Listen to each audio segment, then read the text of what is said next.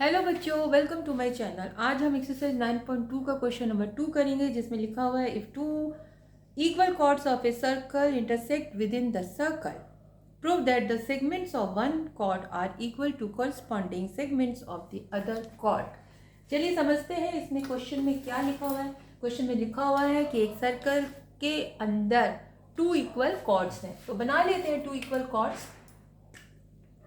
chords क्या होता है, वो बार बार मैं कॉर्ड ही समझाती रहती हूँ। कॉर्ड्स क्या होता है कि एक लाइन सेगमेंट होती है जिसके दोनों एंड पॉइंट्स कहाँ पर होते हैं, वो होते हैं सर्कल के ऊपर। तो यहाँ से मैं एक कॉर्ड बना ले रही हूँ। चलिए, ये कॉर्ड बन गया। यहाँ से एक और कॉर्ड है जो कि इसी के बराबर है और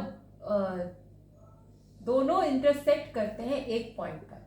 ठीक है, तो इसको मान लेते हैं ये ए बी कॉर्ड है और ये सी डी कॉर्ड है। ठीक है, होप आपको दिख रहा होगा। थोड़ा सा लाइट हो गया है, चलिए इसको डार्क कर लेते हैं। ये लीजिए, ये हो गया डार्क।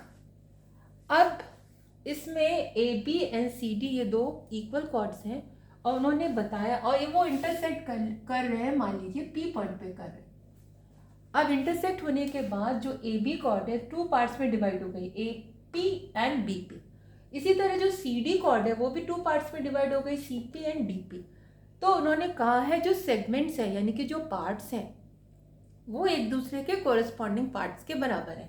यानी अगर आपने इसका बड़ा वाला सेगमेंट लिया है ए पी, तो वो इसके सी पी के बराबर होगा, और अगर आपने इसका छोटा वाला लिया है डी बी पी, तो वो डी पी के बराबर होगा। तो आपको यही प्रूव करना है। तो चलिए लिख लेते हैं फटाफट कि गिवन क्या है। गिवन लिख लेते हैं इस तरह से। गिवन है आपको two equal chords. Two equal chords, chords का नाम ही लिख लेते हैं कि A B and C D are two equal chords. A B and C D are two equal chords. Two equal chords in a circle, और वो intersect करते हैं किस पर, and they intersect at P. वो पी पर intersect करते हैं। ठीक है, इतना आपको गिवन है। प्रूफ क्या करना है कि सेगमेंट्स बराबर हैं, तो लिख लेते हैं वो भी। टू प्रूफ क्या है, अभी मैंने आपको समझाया था सेगमेंट, कौन सा सेगमेंट किसके बराबर है, यानी कि ये वाला टुकड़ा, यानी कि एपी। एपी बराबर होगा इस वाले के बड़े टुकड़े के बराबर, यानी सीपी, एंड छोटा वाला पार्ट इसका यानी कि बीपी, ये बराबर होगा इसके छोटे वाले पार्ट के डीपी। यानी आपको ये दोनों इक्वल करने। आप कंस्ट्रक्शन ले लेंगे। कंस्ट्रक्शन में आप क्या कर रहे हैं, कंस्ट्रक्शन में ऑब्वियसली जब कुछ इक्वल प्रूफ करना होता है तो हम ट्राइंगल्स ढूंढते हैं ना। ट्राइंगल्स ढूंढकर उनको कॉन्करेंट प्रूफ करते हैं। तो यहाँ तो ट्राइंगल्स नहीं है, ट्राइंगल्स बनाएंगे कैसे।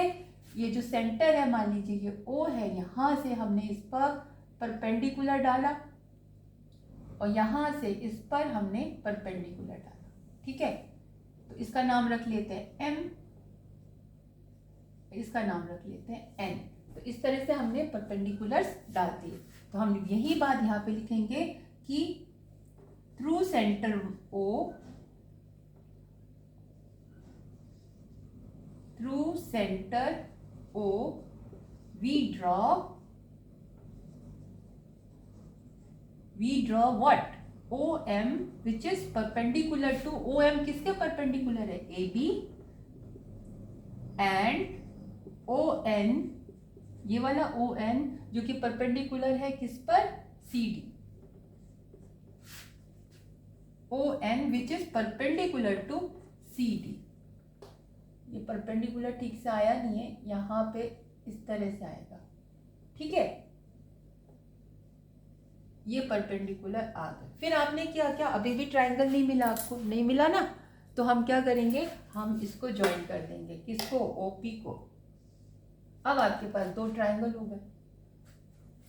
तो यहाँ पे लिखेंगे एंड जॉइन OP। तो ट्राइंगल्स लाने के लिए आपने जो जो किया वो आपने कंस्ट्रक्शन में लिख दिया।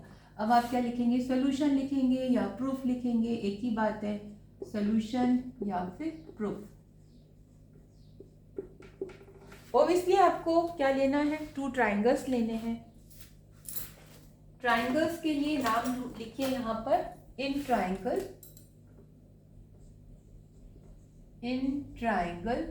OMP and triangle ONP। अब इसमें जल्दी से लिख लेते हैं क्या क्या इक्वल है। एक तो हम लिखेंगे OM इक्वल्स टू ON, ये वाला इसके इक्वल होगा। क्यों, आपको मालूम है ना, अगर कॉर्ड्स इक्वल होते हैं तो वो सेंटर से इक्विडिस्टेंट होते हैं। तो आप लिखेंगे इक्वल कॉर्ड्स आर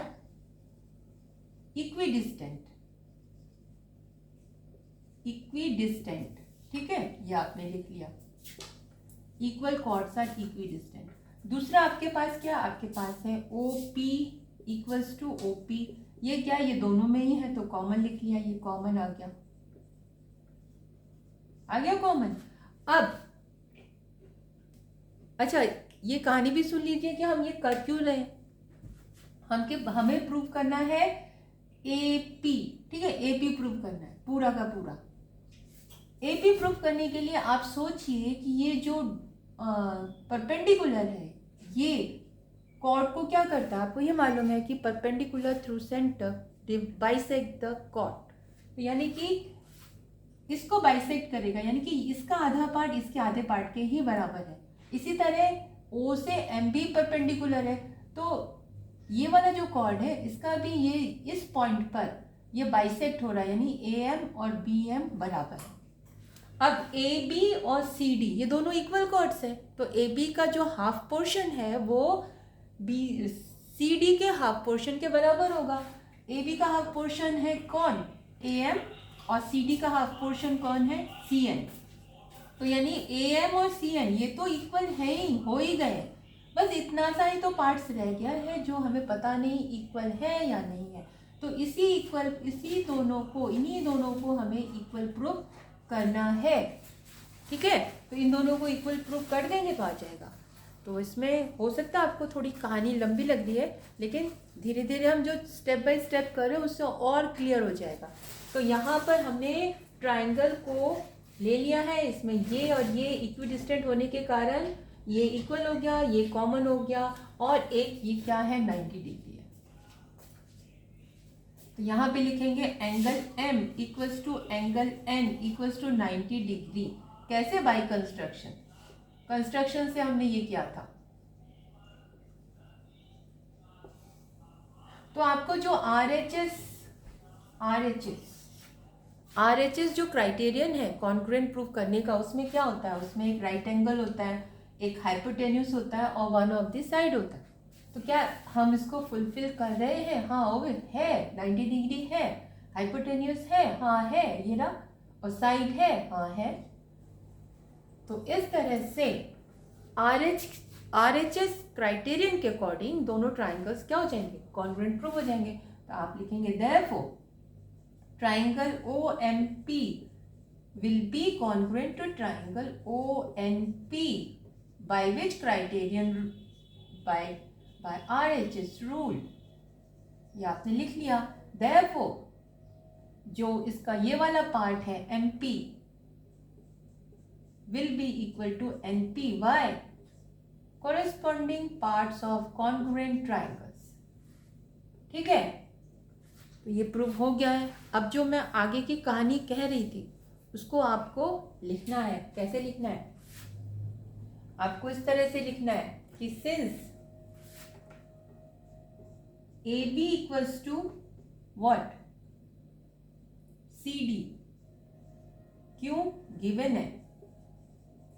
चलिए मैं इसको साफ जगह पे लिख देती हूँ ताकि आपको समझ में आए। इतना तो समझ में आ गया होगा। पहले हम ये कहानी लिखते हैं कि CN और AN इक्वल क्यों है। तो आप लिखेंगे A B equals to C D, क्यों? गिवन है, ठीक है। फिर आप लिखेंगे ए बी का आधा यानी कि A M equals to B M and C N, या तो यहां पे लिख लीजिए and C N equals to D N. क्यों? ऐसा क्यों? ए एम और बी एम और सी एन और डी एन ये इक्वल क्यों है? ये इक्वल इसलिए है, आप लिखेंगे कि परपेंडिकुलर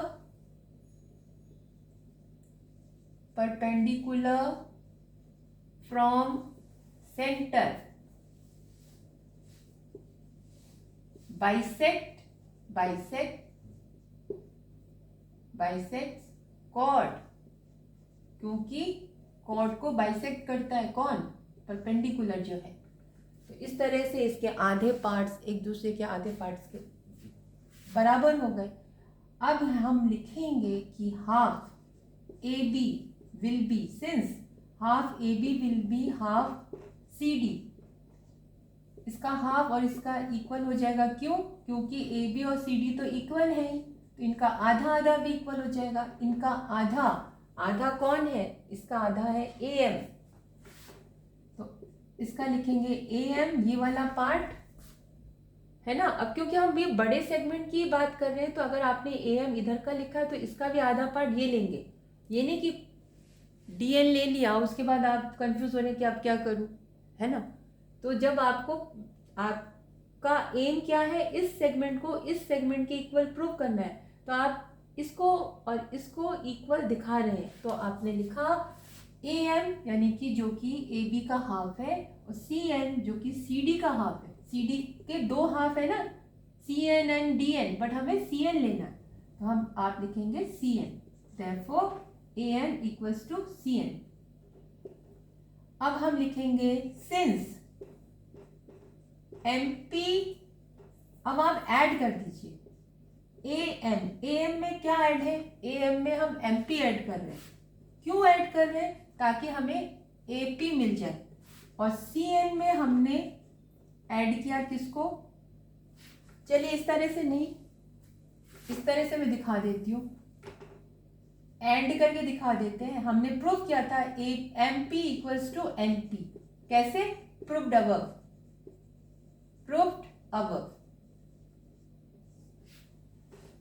Therefore, अगर आप इन दोनों इक्वेशन को ऐड करें, इक्वेशन 1 एंड इक्वेशन 2 इसको ऐड करें, तो इक्वल्स टू के इधर जो है ये दोनों ऐड हो जाएंगे, यानी A M plus M P ये equals to C N plus N P, ये दोनों इक्वल हो गए।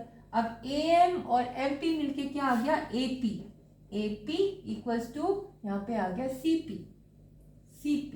ये आपका फर्स्ट जो सेगमेंट है वो प्रूव हो चुका है, ठीक है। अब फिर से लिखेंगे सिंस ए बी और सी डी इक्वल है, ठीक है, और आपको अब क्या शॉर्ट फॉर्म चाहिए ना, तो हम इन दोनों को क्या कर देंगे? माइनस कर देंगे। Therefore A B minus A P और C D minus C P.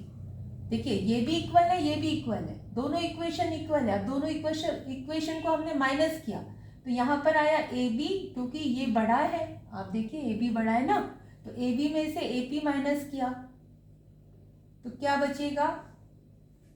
A B में से ए पी माइनस किया, बचा आपका बी पी। तो लिखेंगे therefore B P equals to, इसी तरह से सी डी में से आपने क्या माइनस किया? सी पी, तो ये बचा डी पी, तो डी पी। तो दोनों सेगमेंट्स आपके इक्वल प्रूफ आ चुके हैं। जल्दी से फिर से बता देती हूँ कैसे क्या करना है। आपको बताना था कि जो टू इक्वल कॉर्ड्स हैं जब एक पॉइंट पर इंटरसेक्ट करते हैं तो इनके जो सेगमेंट्स है कोरिस्पॉन्डिंग सेगमेंट्स के इक्वल होंगे, यानी कि इसके बड़ा वाला सेगमेंट इसके बड़े वाले सेगमेंट के इक्वल प्रूव करना है। फर्स्ट पॉइंट, बड़े वाले सेगमेंट को प्रूव करने से पहले आप देखेंगे कि इस सेगमेंट में तो टू पार्ट्स हैं, एक ये वाला पार्ट और एक ये वाला पार्ट, ये पार्ट ये पार्ट। तो हम क्या करेंगे? पहले इस पार्ट को इस पार्ट के इक्वल दिखा देंगे। कैसे? क्योंकि कॉर्ड्स क्या है? इक्वल है, ये कॉर्ड्स इक्वल है, तो जो सेंटर से परपेंडिकुलर है इस कॉर्ड को बाइसेक्ट करेगा, यानी कि इसका जो हाफ है इसके हाफ के बराबर होगा, क्योंकि ये भी एक परपेंडिकुलर है और ये भी इस कॉर्ड को बाइसेक्ट कर रहा है, यानी कि इसका आधा पार्ट इसका आधे पार्ट के इक्वल होगा, यानी कि ये वाला पार्ट इक्वल हो गया। रह गया ये स्मॉल पार्ट। इस स्मॉल पार्ट को कैसे इक्वल प्रूव करेंगे? ट्रायंगल्स को कॉन्ग्रुएंट प्रूव करके। फिर हमने क्या किया, इस पार्ट में ये जो प्रूव्ड इक्वल पार्ट था उनको ऐड कर दिया, आपको बड़ा वाला सेगमेंट मिल जाता है। पूरे कॉर्ड में से बड़े वाले सेगमेंट को माइनस कर देंगे तो आपका छोटा वाला सेगमेंट आ जाएगा। इस तरह से दोनों सेगमेंट्स आपने इक्वल प्रूव कर दिया। होप आपको समझ में आया है, समझ में आ रहा होगा।